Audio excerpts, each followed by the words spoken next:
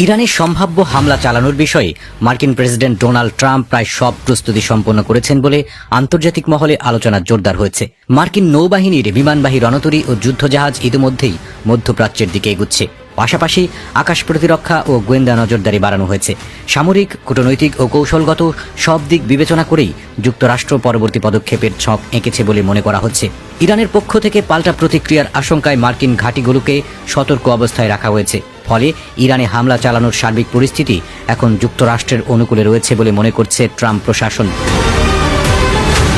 আন্তর্জাতিক গণমাধ্যমগুলো বলছে মার্কিন প্রেসিডেন্ট ট্রাম্প ইরানের বিরুদ্ধে উত্তেজনার পারদ কখনো বাড়াচ্ছেন আবার কখনো কমাচ্ছেন, যাকে দ্য উইভ কৌশল হিসেবে অভিহিত করেছে মার্কিন কর্মকর্তারা।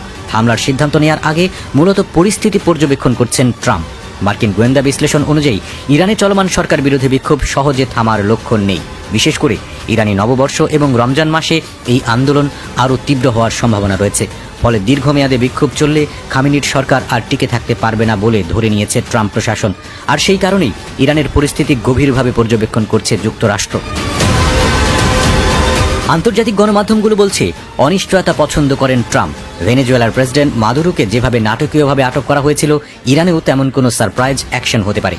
তবে বর্তমানে ইরানের ভেতরে পশ্চিমা দেশগুলোর গোপন অপারেশন চলছে, আর এই বিষয়টি ইরানের সরাসরি সামরিক হামলায় ব্যাঘাত ঘটাতে পারে বলে মনে করছেন অনেকে। বিশেষজ্ঞরা বলছেন মার্কিন রণতরী আব্রাহাম লিঙ্কন এখনও মধ্যপ্রাচ্যে পৌঁছাতে 1 সপ্তাহ সময় নেবে।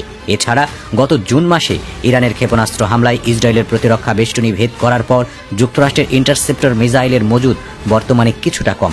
ফলে ইরানে হামলা চালাতে যুক্তরাষ্ট্র কিছুটা সময় নিচ্ছে বলে মনে করছেন তারা।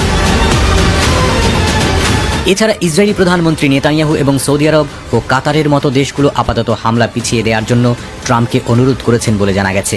এই ভয় থেকেই ট্রাম্পকে হামলা না চালাতে আহ্বান জানাচ্ছেন তারা।